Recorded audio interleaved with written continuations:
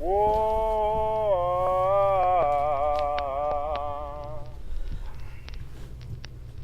I used to have a great big mama.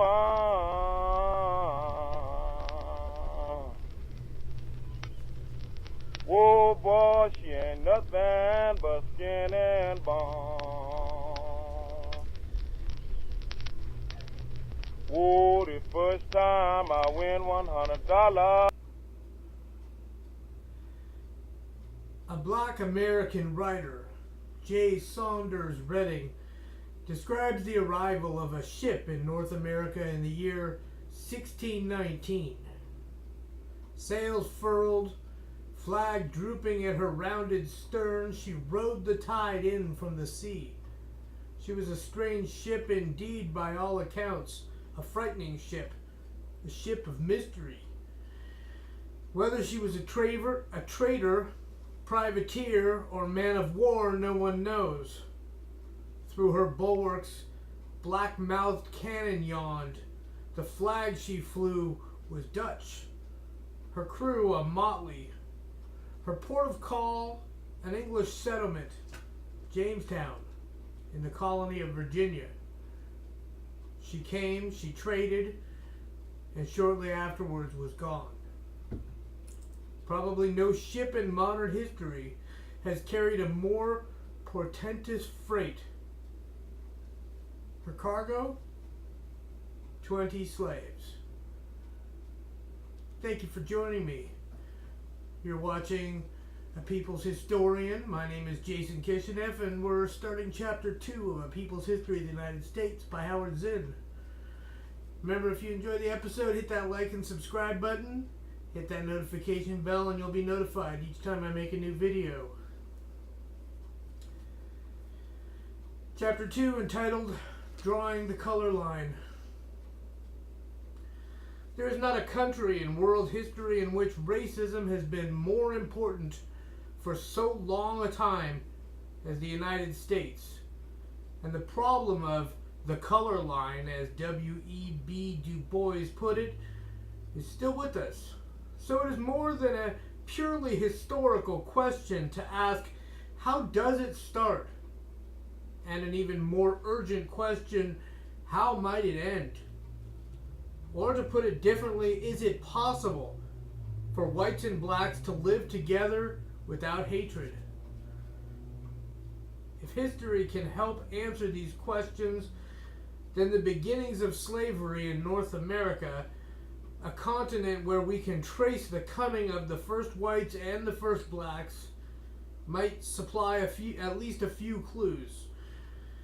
Some historians think those first blacks in Virginia were considered as servants, like the white indentured servants brought from Europe. But the strong probability is that even if they were listed as servants, a more familiar category for the English, they were viewed as being different from white servants, were treated differently, and in fact were slaves. In any case, slavery developed quickly into a regular institution, into the normal labor relation of blacks to whites in the New World.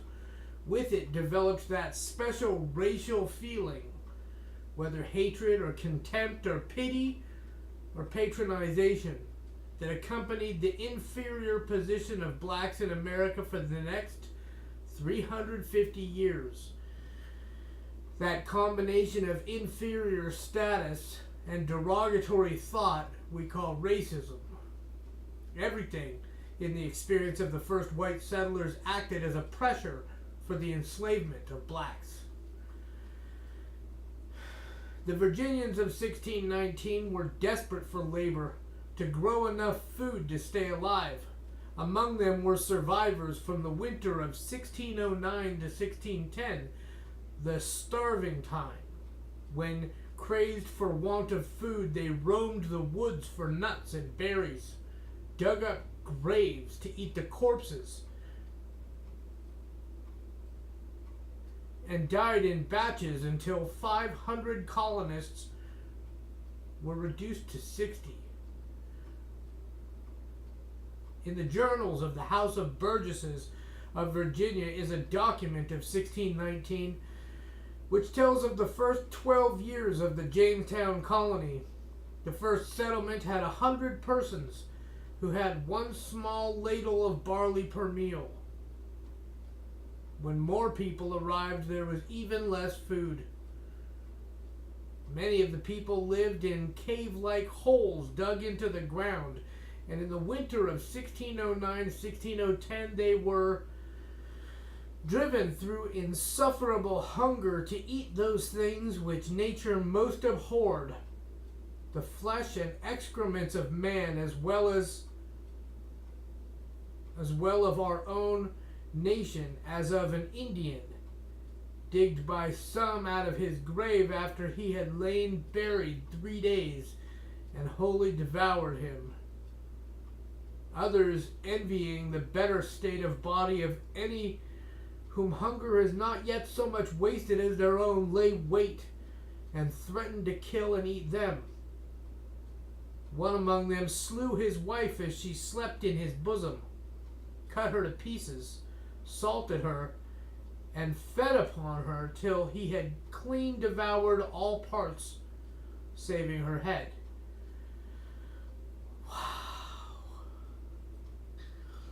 A petition by 30 colonists to the House of Burgesses complaining against the 12-year governorship of Sir Thomas Smith said, "In those 12 years of Sir Thomas Smith, his government, we aver that the colony for the most part remained in great want and misery, under most severe and cruel laws. The allowance in those times for a man was only 8 ounces of meal and half a pint of peas for a day.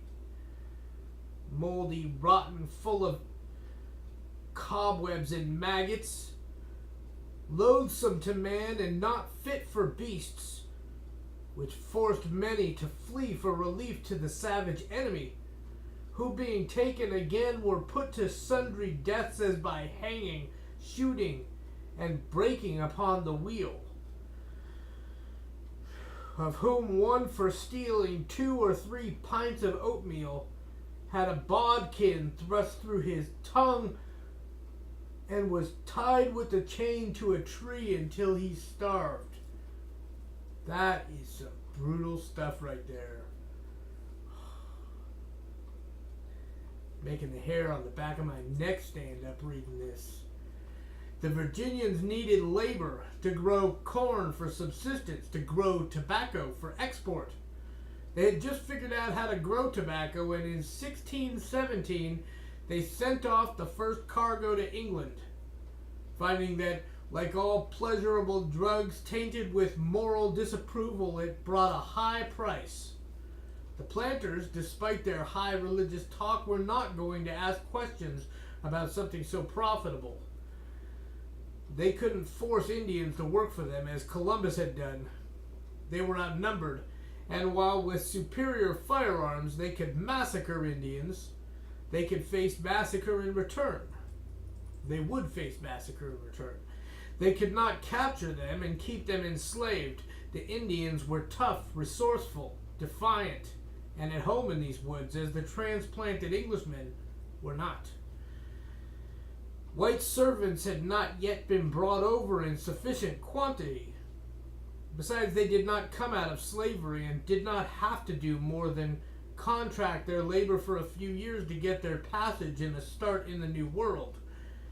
As for the free white settlers, many of them were skilled craftsmen or even men of leisure back in England, who were so little inclined to work the land that John Smith in those early years had to declare a kind of martial law, organize them into work gangs, and force them into the fields for survival.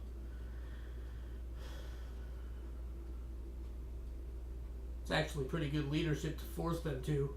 If you got to, you got to. There may have been a kind of frustrated rage at their own ineptitude, at the Indian superiority of taking care of themselves, that made the Virginians especially ready to become the masters of slaves.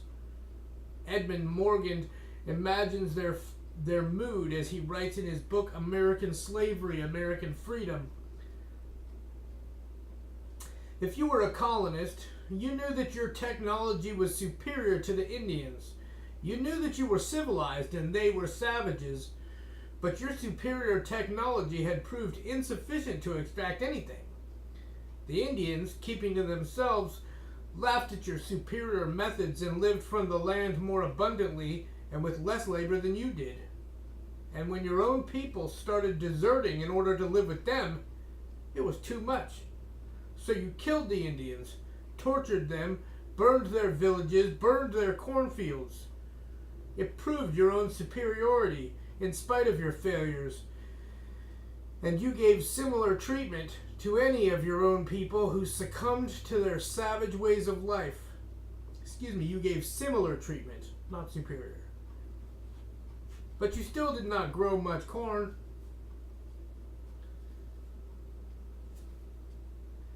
Black slaves were the answer, and it was natural to consider imported blacks as slaves, even if the institution of slavery would not be regularized and legalized for several decades, because by 1619, as 1 million blacks had already been brought from Africa to South America and the Caribbean to the Portuguese and Spanish colonies to work as slaves. 50 years before Columbus, the Portuguese took 10 African blacks to Lisbon. This was the start of the regular trade in slaves. 50 years before Columbus, Columbus did not start the slave trade. African blacks had been stamped as slave labor for 100 years. So it would have been strange if those 20 blacks forcibly transported to Jamestown and sold as objects to settlers anxious for a steadfast source of labor were considered as anything but slaves. Their helplessness made enslavement easier. The Indians were on their own land. The whites were in their own European culture. The blacks had been torn from their land and culture, forced into a situation where the heritage of language, dress, custom, family relations was bit by bit obliterated, except for the remnants that blacks could hold on to by sheer extraordinary persistence. Was their culture inferior and so subject to easy destruction? Inferior in military capability, yes. Vulnerable to whites with guns and ships, but in no other way, except that cultures that are different are often taken as inferior, especially when such a judgment is practical and profitable. Even militarily, while the Westerners could secure forts on the African coast, they were unable to subdue the interior and had to come to terms with its chiefs. The African civilization was as advanced in its own way as that of Europe. In certain ways it was more admirable, but it also included cruelties, hierarchical privilege, and the readiness to sacrifice human lives for religion or profit. It was a civilization of 100 million people using iron implements and skilled in farming. It had large urban centers and remarkable achievements in weaving, ceramics, sculpture. Europeans traveled in the 16th century were impressed with the African kingdoms of Timbuktu and Mali, already stable and organized at a time when European states were just beginning to develop into the modern nation. In 1563, Ramusio, secretary to the rulers in Venice, wrote to the Italian merchants, "Let them go and do business with the king of Timbuktu and Mali, and there is no doubt that they will be well received there with their ships and their goods, and treated well, and granted the favors that they will ask."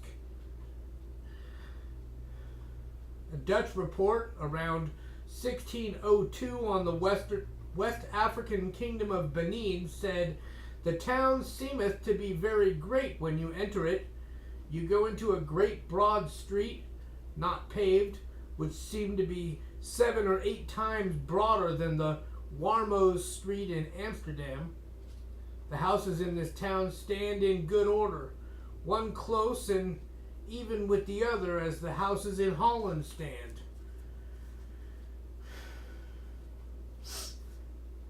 The inhabitants of the Guinea coast were described by one traveler around 1680 as very civil and good-natured people, easy to be dealt with, condescending to what Europeans require of them in a civil way, and very ready to return double the presents we make them.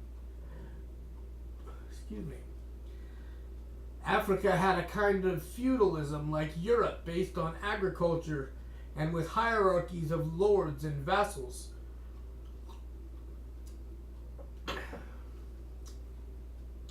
But African feudalism did not come, as did Europe's, out of the slave societies of Greece and Rome, which had destroyed ancient tribal life. In Africa, tribal life was still powerful, and some of its better features, a communal spirit, more kindness in law and punishment, still existed. And because the lords did not have the weapons that European lords had, they could not command obedience as easily. In his book, The African Slave Trade, Basil Davidson contrasts law in the Congo in the early 16th century with law in Portugal and England. In those European countries where the idea of private property was becoming powerful, theft was punished brutally. In England, even as late as 1740, a child could be hanged for stealing a rag of cotton. But in the Congo, communal life persisted. The idea of private property was a strange one, and thefts were punished with fines or various degrees of servitude. A Congolese leader told of the Portuguese legal codes, asked the Portuguese once teasingly, "What is the penalty in Portugal for anyone who puts his feet on the ground?" Slavery existed in the African states, and it was sometimes used by Europeans to justify their own slave trade. But as Davidson points out, the slaves of Africa were more like the serfs of Europe. In other words, like most of the population of Europe. It was a harsh servitude, but they had rights which slaves brought to America did not have. And they were altogether different from the human cattle of the slave ships and the American plantations. In the Ashanti kingdom of West Africa, one observer noted that a slave might marry, own property, himself own a slave, swear an oath, be a competent witness, and ultimately become heir to his master. An Ashanti slave, 9 cases out of 10, possibly became an adopted member of the family, and in time his descendants so merged and intermarried with the owner's kinsmen that only a few would know their origin. One slave trader, John Newton, who later became an anti-slavery leader, wrote about the people of what is now Sierra Leone. The state of slavery among these wild, barbarous people, as we esteem them, is much milder than in our colonies. For as, on the one hand, they have no land in high cultivation like our West India plantations, and therefore no call for that excessive, unintermitted labor which exhausts our slaves, so on the other hand, no man is permitted to draw blood even from a slave. African slavery is hardly to be praised, but it was far different from plantation or mining slavery in the Americas, which was lifelong, morally crippling, destructive of family ties, without hope of any future. African slavery lacked 2 elements that made American slavery the most cruel form of slavery in history. The frenzy for limitless profit that comes from capitalistic agriculture, the reduction of the slave to less than human status by the use of racial hatred, with that relentless clarity based on color where white was master, black was slave. In fact, it was because they came from a settled culture of tribal customs and family ties, of communal life and traditional ritual, that African blacks found themselves especially helpless when removed from this. They were captured in the interior, frequently by blacks caught up in the slave trade themselves, sold on the coast, then shoved into pens with blacks and other tribes, often speaking different languages. The conditions of capture and sale were crushing affirmations to the black African of his helplessness in the face of superior force. The marches to the coast, sometimes for 1,000 miles, with people shackled around the neck under whip and gun, were death marches in which 2 of every 5 blacks died. On the coast they were kept in cages until they were picked and sold. One John Barbeau, maybe Barbut, but I think Barbeau, at the end of the 17th century, described these cages on the Gold Coast. As the slaves come down to Fida from the inland country, they are put into a booth or prison near the beach, and when the Europeans are to receive them, they are brought out onto a large plain where the ship's surgeons examine every part of every one of them, to the smallest member, men and women being stark naked. Such as are allowed good and sound are set on one side, marked on the breast with a red-hot iron, imprinting the mark of the French, English, or Dutch companies. The branded slaves after this are returned to their former booths where they await shipment, sometimes 10 to 15 days.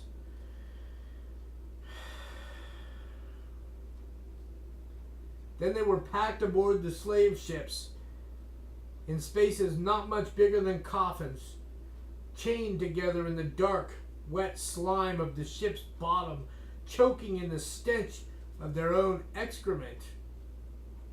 Documents of the time describe the conditions. The height, sometimes between decks, was only 18 inches, so that the unfortunate human beings could not turn around or even on their sides, the elevation being less than the breadth of their shoulders, and here they are usually chained to the decks by the neck and legs. In such a place, the sense of misery and suffocation is so great that the Negroes are driven to frenzy. And you'll remember that it takes weeks to get across the ocean in this time. Like 12 to 16 weeks. On one occasion, hearing a great noise from below decks where the blacks were chained together, the sailors opened the hatches and found the slaves in different stages of suffocation, many dead, some having killed others in desperate attempts to breathe. Slaves often jumped overboard to drown rather than continue their suffering. To one observer, a slave deck was so covered with blood and mucus that it resembled a slaughterhouse. You want to vomit? Under these conditions, perhaps 1 of every 3 blacks transported overseas died, but the huge profits, often double the investment on one trip, made it worthwhile for the slave trader, and so the blacks were packed into the holds like fish. First the Dutch, then the English dominated the slave trade. By 1795, Liverpool had more than 100 ships carrying slaves and accounted for half of all the European slave trade. Some Americans in New England entered the business, and in 1637 the first American slave ship, the Desire, sailed from Marblehead. Its holds were partitioned into racks 2 feet by 6 feet with leg irons and bars. By 1800, 10 to 15 million blacks had been transported as slaves to the Americas, representing perhaps 1/3 of those originally seized in Africa.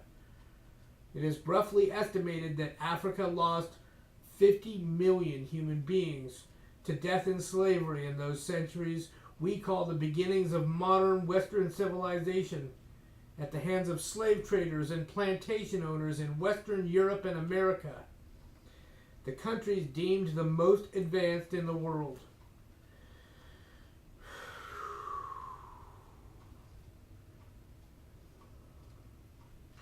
In the year 1610, a Catholic priest in the Americas named Father Sandoval wrote back to a church functionary in Europe to ask if the capture, transport, and enslavement of African blacks was legal by church doctrine.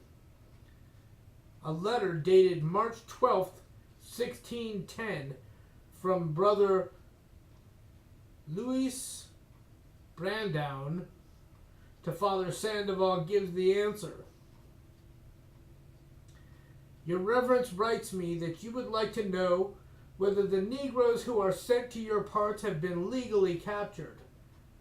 To this I replied that I think your Reverence should have no scruples on this point, because this is a matter which has been questioned by the Board of Conscience in Lisbon, and all its members are learned and conscientious men. Nor did the bishops who were in Sao Tome, Cape Verde, and here in Loando, all learned and virtuous men, find fault with it.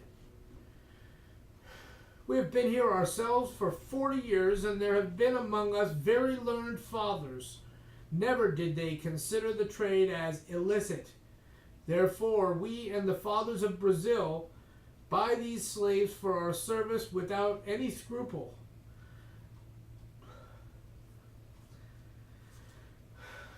With all of this, the desperation of the Jamestown settlers for labor, the impossibility of using Indians, and the difficulty of using whites, the availability of blacks offered in greater and greater numbers by profit-seeking dealers in human flesh, and with such blacks possible to control, because they had just gone through an ordeal which, if it did not kill them, must have left them in a state of psychic and physical helplessness.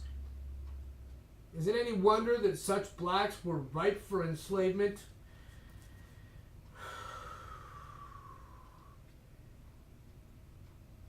And under these conditions, even if some blacks might have been considered servants, would blacks be treated the same as white servants? The evidence from the court records of colonial Virginia shows that in 1630, a white man named Hugh Davis was ordered to be soundly whipped for abusing himself by defiling his body in lying with a Negro. 10 years later, 6 servants and a Negro of Mr. Reynolds started to run away, while the whites received lighter sentences. Emmanuel the Negro to receive 30 stripes and to be burnt in the cheek with the letter R, and to work in shackle 1 year or more as his master shall see cause. And when they say 30 stripes, they mean 30 lashes with the whip.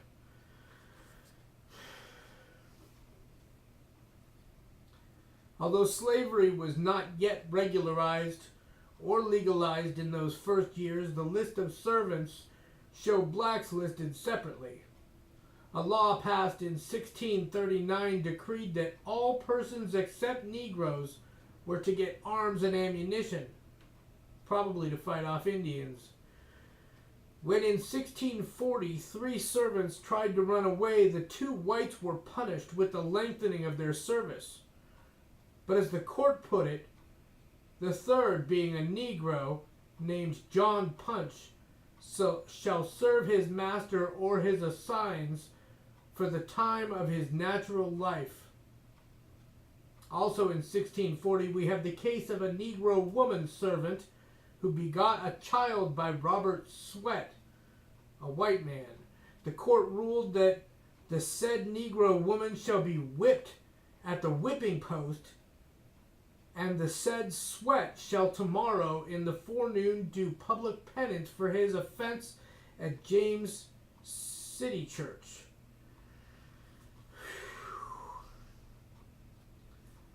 This unequal treatment, this developing combination of contempt and oppression, feeling and action, which we call racism, was this the result of a natural antipathy of white against black?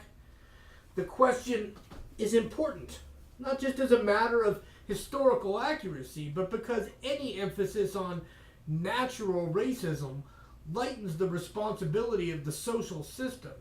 If racism can't be shown to be natural, then it is the result of certain conditions, and we are impelled to eliminate those conditions. We have no way of testing the behavior of whites and blacks toward one another under favorable conditions, with no history of subordination, no money incentive for exploitation and enslavement, no desperation for survival requiring forced labor.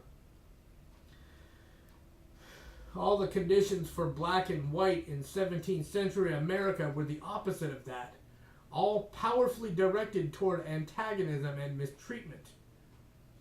Under such conditions, even the slightest display of humanity between the races might be considered evidence of a basic human drive toward community. Thanks for joining me. I hope you tune into the next episode, and I hope you hit that like and subscribe button. We'll see you next time.